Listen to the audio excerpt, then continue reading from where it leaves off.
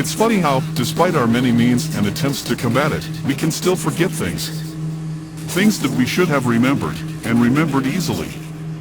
I wonder if this cloud that I feel myself drifting through is somehow being caused by my connection to my host, Henry, specifically, or your world, in general.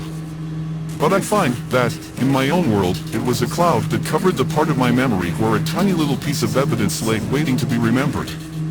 The fact that, several genyons ago, when we discovered that downed, abandoned hover hauler in the eastern wilds of the Expanse, the scout that had first come upon it was, at the time, already off course for an entirely different reason.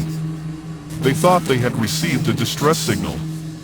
A signal they picked up on short form, only to have it disappear just as quickly. And all of that came rushing back as one of the investigators down in the Grand Valley was reporting their progress with the tower disturbances in the Razorstone Pass.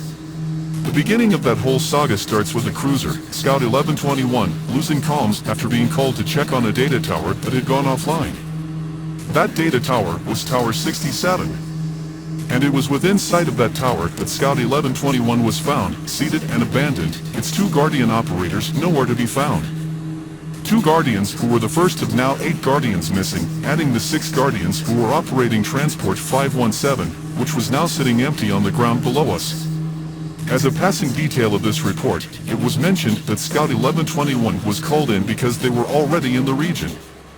They were off their normal patrol route to try and re-establish a short-form distress call they had picked up briefly.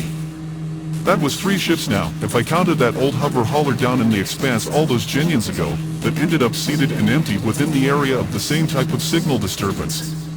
For the first time since all of this began, I was beginning to consider the idea that the abandoned ships and the crystal poaching might have nothing to do with each other. And if they were from completely different causes, then whatever was luring and emptying hover ships in our colony had been doing it for almost as long as we have been expanding. But bright lights shining don't think about things that are shaking, and I don't know.